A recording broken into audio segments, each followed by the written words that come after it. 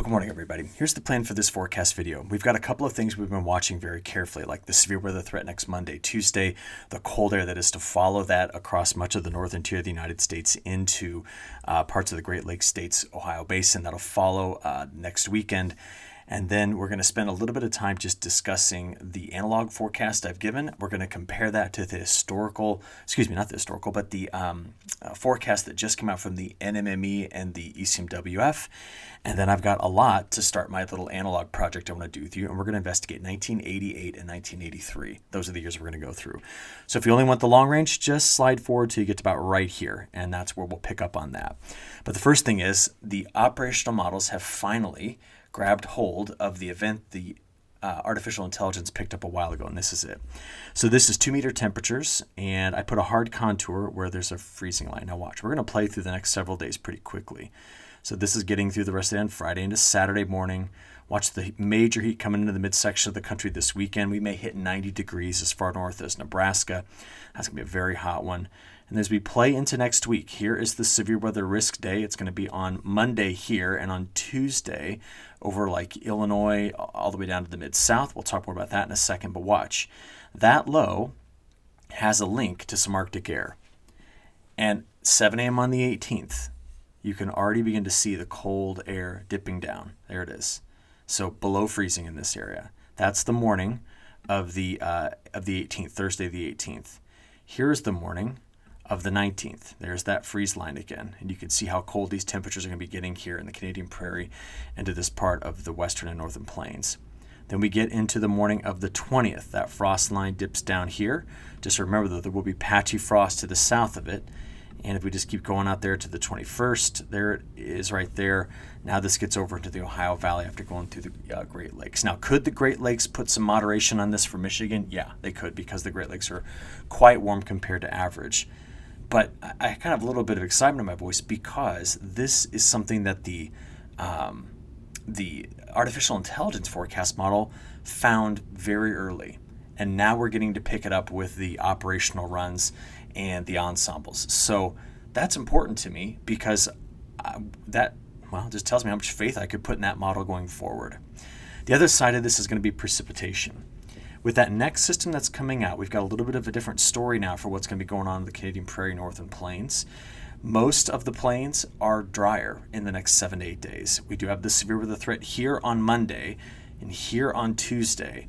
A lot of the Cotton Belt, after this last system just went through and, didn't just soak, full-on flooding down here across the south. That is out, and it's into New England today. The pattern after this is literally going to be driven by one system that comes down here and pops out early next week.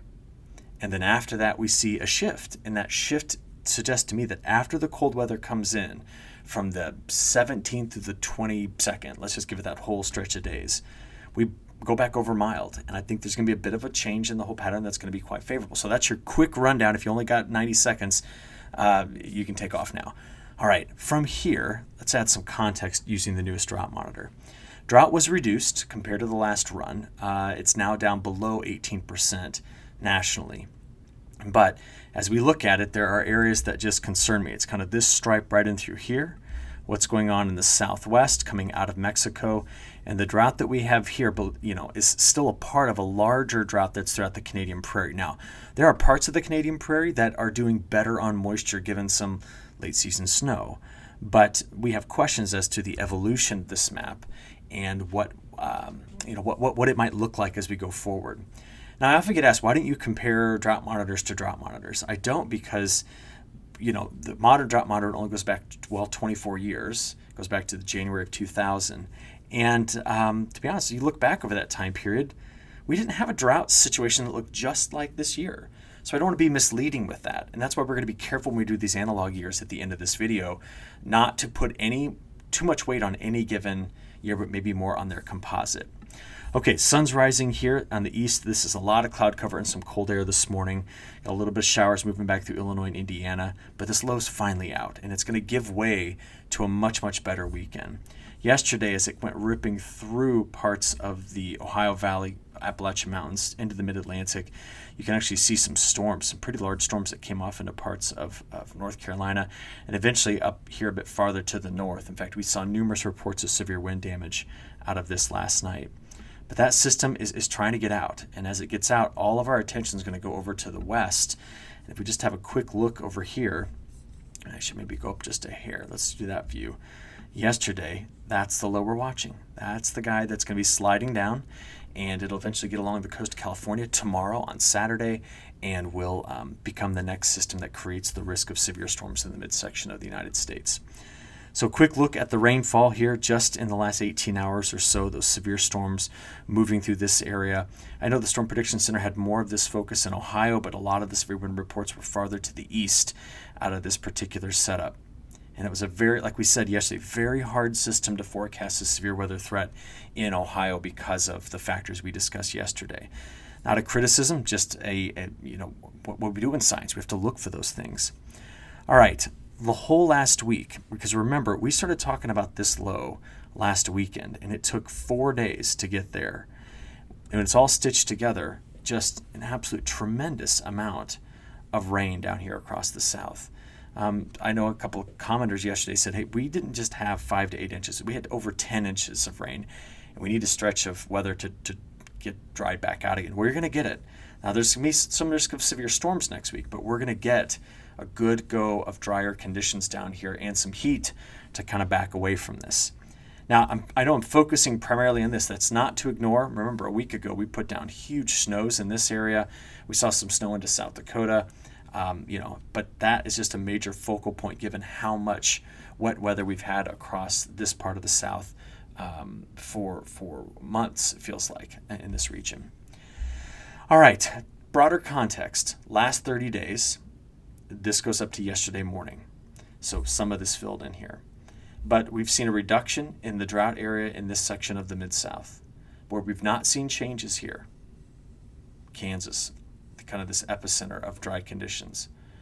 And while we brought moisture back into this part of Texas, given that we're going to see evaporation rates approaching 2.5 inches over the next 7 days, and we're going to be seeing some windier conditions, this rain didn't buy us a whole lot of extra time. It's important rain, but it didn't. And we'll need to be watching if we can fill in this area. Now through the west, as we go forward, we like to look for this time of year drier conditions. We want that to come into the west, dryness and warmth to get the systems, to get the crops where we need them to be because it's been so cold out west. But this is our current look at the last 30 days. So here we go. One low leaves the northeast. There it is. It's out. This is Saturday afternoon.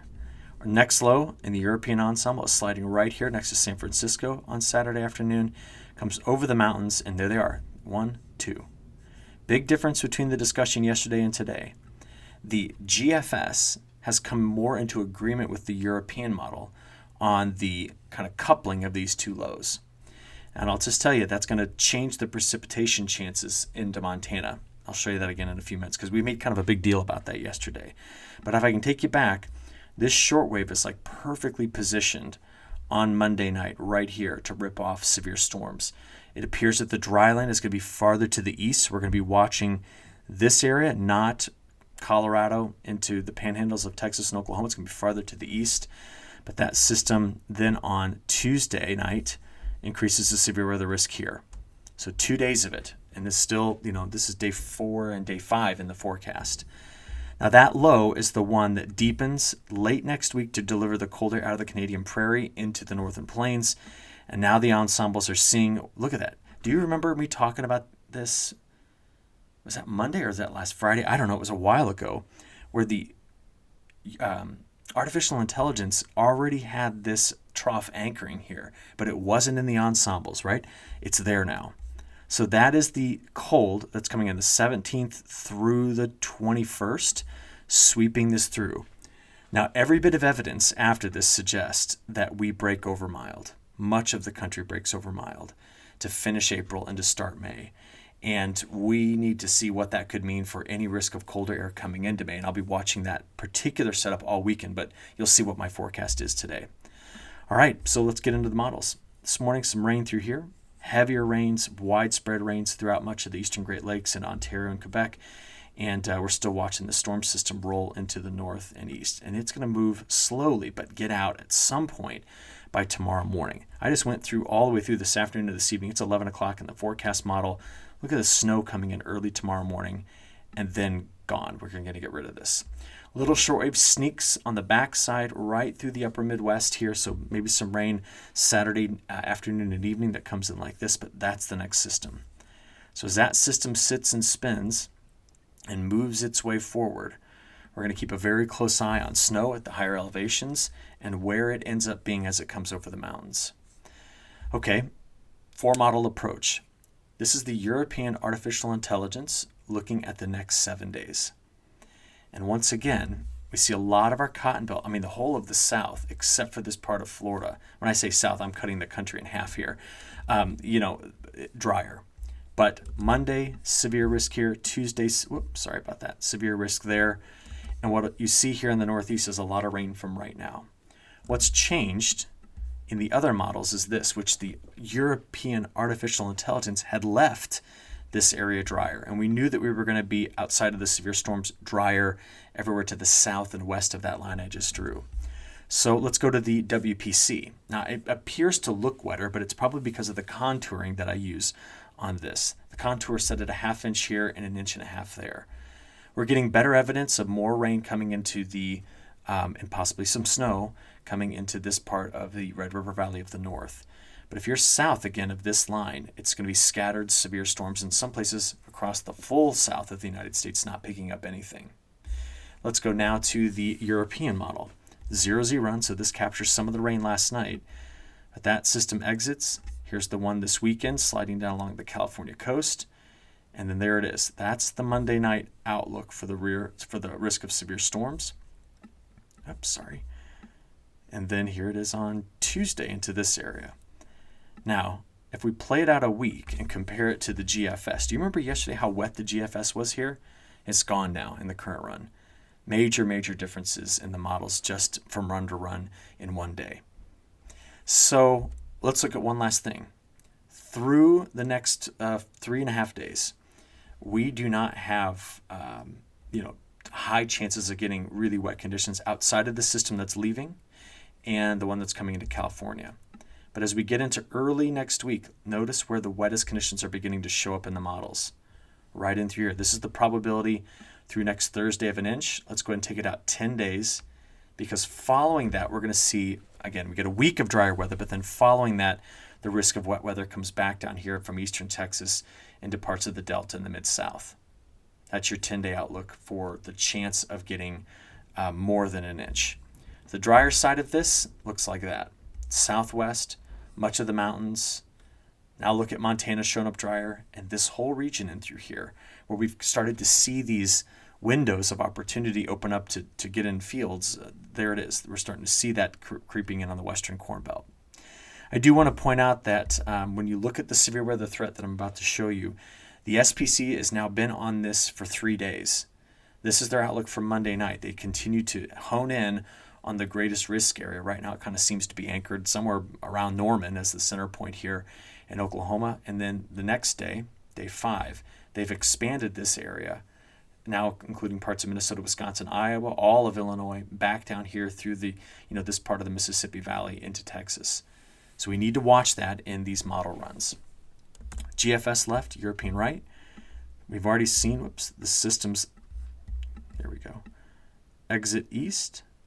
Snow on the backside, low comes into California Saturday and Sunday and emerges here on Monday night. Monday night, remember, we'll watch very carefully for those severe storms. Strong winds will surround this. Here's the low that's going to couple with it on the backside. So remember, we have the two, one here and one here. Look at the separation now. We talked a lot about that yesterday. So what this ends up doing is as the low moves toward the Great Lakes, our models are in better agreement, not perfect, than they were yesterday. The European model dumps most of its snow up here in this part of the Canadian Prairie, central and eastern Canadian Prairie. The GFS has some of that, but it's got more snow coming in on the backside, right here, into the Dakotas and Montana.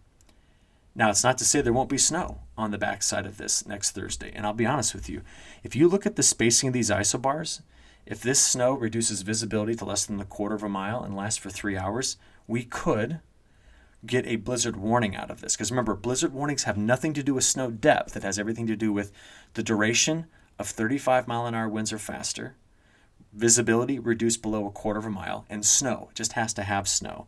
So I just want you to be aware of how strong these winds are going to be as this potential event comes through this area. Now, I'm going to watch this all weekend, and on Monday, we're going to really hone in on that potential for snow at that time. But that system rolls through, and it's what's behind it that brings in the colder air. So we better get over and talk about that. First of all, what about the week 2 forecasts? When the CPC updates this morning, they're probably going to reduce this area because right now the week 2 forecasts in both the European and the GFS have drawn the drier air farther to the south. Mostly a drier setup for a large area of the northern half of the United States, meaning that when we get past the cold of next weekend, this is going to be kind of search for the windows and go kind of setup. That's what we're going to see here. But I do want to point out that yesterday they highlighted this region for like the 19th and 20th to have the risk of heavy rains. And I just think it's moved a bit farther to the south than the newest forecast. Okay, temperatures quickly before we get into the longer range. Since April, there have been a few areas that have gone over on the mild side of things, but California continues to lag in its early accumulation of heat. As you saw yesterday, that's going to be changing and changing for the better very soon. In the next 7 days, now remember, this does not capture the cold that will be here next weekend. This is only the next 7 days, so this is through next Friday. This is where we have a frost. But take a look. High temperatures today. Cooler air exits east. Colder air shows up in the west as the low comes down on Saturday. We could hit 90s on Saturday into Sunday in Nebraska. That's a possibility. Monday, as the severe sector opens up here, notice how hot the temperatures are compared to average. These are midsummer temperatures we're going to be getting as far north as South Dakota and Minnesota, where we're looking at temperatures 25 to 30 degrees above normal. But this is where the severe weather will be on Monday and on Tuesday. There's the source of the cold air. Severe storm risk will be in through this corridor, and then watch the cold air follow this on Wednesday and Thursday. So my 7-day forecast, which includes today, goes out to Thursday. So that previous map, the frost risk map, looks something like frost risk from now through Thursday. Watch the GDD numbers climb, though. Over the next 7 days, because of that warmth, we have a large area that's capable of grabbing over 100 GDDs in 7 days here. But again, it's just the reminder that where that cold air is going to be settling in behind this means that we're going to have a few days where those temps really just start to drop off. So you can see it in the day 5 through 10. It's now getting picked up here. And by day 10 through 15 spreads. And both the models agree with that. What's important is after that next weekend when the colder air leaves, mild air returns for a lot of places. And that echoes the forecast that was put out last week by the CPC. They're going to update this later on this afternoon. But I do think the end of April and the beginning of May starts off mild. They think that's it. So I covered at the very beginning when I think the frost risk is coming in. You saw that. But now we have better evidence by looking at the ensembles of the duration and everything. So I'm liking that. All right, if you are here for the long-range forecast, here we go. This is the GFS extended forecast from April 15 to May 15. Drier west, stormy across the northern plains. Look at this dryness here, though. Kansas, Nebraska, Missouri, Iowa. And the GFS extended has, in its forecast, a lot of storms coming up through the plains. Now, I don't know if you just heard me, but I scratch my head as I look at this, trying to make sense of it. Because the European weeklies, different scenario. They're drier in the plains and stormier farther to the east. And this was something we anticipated with our analogs, right? That this would be where the better chances in late April through early May, we could see more active severe weather. A lot of what you see here, though, a lot of this is being driven by the current system that's going to go through here next week, and then what follows it in week 2 there. There's a whole lot of persistence bias in this forecast, because if I just take you out there and show you that first week of May, this is what it's looking like. Some storms. This is very common. There's not a strong dry signal. but we have to see where throughout May we start to find some more open windows, because I think the temperatures are going to be there. It's all about those open windows. Now, I want to forecast May a different way. What I'm going to do next is get into this analog forecast. Ready? Okay, 3 areas I'm watching carefully. You know why we're watching here. We covered it last week. These ocean temperatures are symptomatic of what the atmosphere is doing. La Nina is driven by trade winds, and the trade winds have since gone away from their normal weakened position with El Nino and are starting to increase in this area. We've got very warm water in the Atlantic Main Development Region, which is our hurricane risk. So what I want to do is I want to remind you of how I've been doing my analog forecast. I just took them all. It's a statistical sample size issue that we're going to run into with any analog forecast. A reminder, there is no individual year that looks exactly like this year, ever. That's just not how the atmosphere works. It's too nuanced, too much variance, and that's a beautiful thing about it. So just remember, it's more important to stitch all of them together to get a sense of what could happen. So I'm going back to 1950, and I'm going to use every single El Nino event, which peaked in winter and faded through spring and found itself either in neutral or La Nina by summer. We've said that same thing over and over again and put them all together. And this is what you get for May. Now, quick thing first. My color bar goes from -3 to 3. This is May precipitation. Do you notice how the ensemble, which you just looked at here, let's go back. There we go. That does not look like, that's through mid-May. This is all of May. Let's do that. That's all of May. It's got wetter conditions here, a bit drier there, drier in the west, stormy here. That is the forecast for May from the European Ensemble Extended. When we look at, here it is, history, we see, well, there are years in here that are drier. And so we just question how accurate is the current forecast, and is it biased too much right now to what's happening over the next 2 weeks and just keeps that going forward. But it's because of the historic analog years that I think that the Midwest has some open windows. I don't think the Cotton Belt dives into drought early. I think the West, in fact, take a look at the temperatures for the West. The West is going to get some much needed heat, because even though you see some cooler risks in these areas, not cooler, let me rephrase that. The word risk isn't appropriate here. The fact that we could be a degree or two cooler in this area, historically, this isn't anything. But we need to get some heat in the West. Now, could this, if it occurs from a rapid melting of our snowpack in the northwest? Sure. We've got to watch out for that. But this is what history would say when you stitch it all together on the precipitation pattern for May, and this is what it says for the temperature. Now, this is what the model says. And the model says that for precipitation, and it has this for temperature. So we got to do this comparison just to look. And you say, well, which one's right? I don't know. I got to get out. It's April 11th. Or April 12th. I've got to get into the late April time period before I get a good sense of it. But we now have something to measure against. Now, from here, I'd like to come back and have a discussion about 2 years in particular. And what we're going to do is we're going to talk specifically about 83 and 88. Now, in 1982 to 83, the El Nino peaked right at Christmas. And then by the time we got to spring, it was gone. By midsummer, it was in neutral. And then we finished the year with a moderate La Nina. 88. Now remember, there's a lot of folks that want to know if 88 is the year. 88, don't forget, had a preceding year of weak El Nino conditions in 86 and 87. We did not have that this year. We came out of 3 years of La Nina.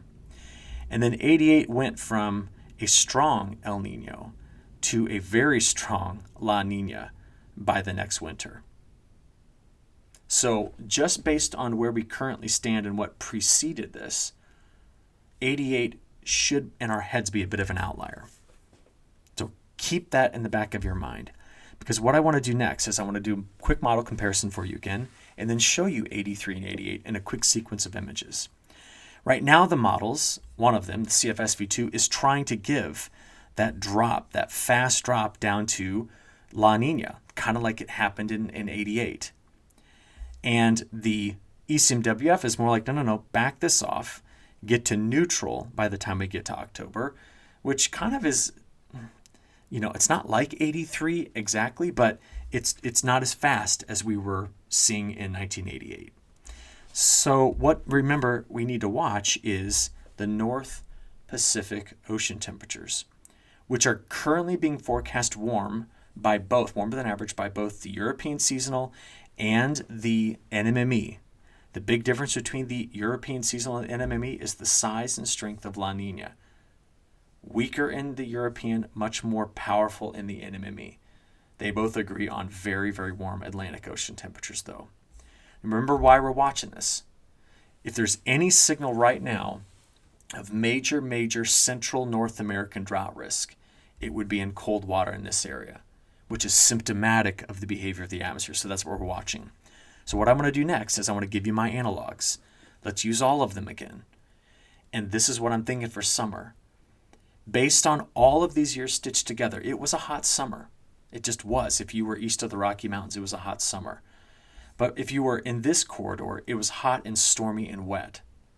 And some of those years had drought in Texas. Some of them have drought in the Delta. And some of them, one in particular, which we'll look at next week, 2016, had its drought anchored over Georgia in the southeast. And so when I stitch them all together and just say, if you're going to only use history as a guide, this is your forecast. If you want to use the models, this is what they're doing. I made a video of this so it's easier to see. I have the European on the left and the NMME on the right. And this is May, June, July. So just take a look. They got drought coming out of Mexico into the Four Corner states. Bit of a drier trend in the European model here, but it's not there in the NMME. The NMME is drier over the upper Midwest. Play. That's June, July, August. Notice the difference here in where the dry conditions are moving. Stormy on either side, dry through here. The difference between the NMME and the European, quite stark. About the only place they really agree on is this, and where that drought's coming from. Let's keep going. That's July, August, September. Look at the difference here. The NMME with the rapid drop of El Nino to La Nina says, okay, well, let's give them a broad area of very dry conditions. And that begins to expand in the European model in late summer. And by the time we get into August, September, October, every model agrees on that very active hurricane season. But they've got broad area of dry conditions here. Now notice that doesn't really fit perfectly with the analogs. But does it fit perfectly with some of the analogs? And that's what we're going to do. So here is what things look like in January of 88 and 83 put together. El Nino, cold North Pacific, cold Atlantic. That doesn't jive with what we've got right now. Yeah, El Nino was there, but this wasn't cold and this wasn't cold this winter. So that's one strike against these 2 years as the most popular analogs. What happened by the time I got to April? El Nino was gone. But in those years, we had cold water here, warm water hugging the west coast in April. Near normal, I should say. And we do not have that. We've got the opposite. Now, I'm not trying to make a case that these years are just disastrously bad analogs, because some things started to make a little bit of sense. By the time we got into April, there it is, and this is what happened in July. Cold water continued to encroach all the way to the west coast. Cold water showed up here. And it was cooler than average off the Baja. Those things all in combination are what was symptomatic of the atmosphere losing its momentum. And when it lost its momentum, the MJO, to listen carefully, the MJO all summer long lived over in phases 1 and 2 here. That's where the main MJO position was. So phase 1, 2 is a trigger for central U.S. drought getting into summer. It's also symptomatic of the atmosphere at the jet stream level, going quite quickly here, but losing its momentum as a large blocking ridge sets up over the upper Midwest. And you see, if you have a large blocking ridge that sets up here as the jet stream loses its momentum coming into the United States, you stop the flow of Gulf moisture. That's what this does. And it gives you flow that comes into the Northwest and splits here and there. See that? Now, if we were going to avoid drought in the Midwest, this split right there in the flow where the ridge is going to live has to be way over here on the West Coast or way out in the Atlantic. I know it can't be there. Usually it's along the West Coast.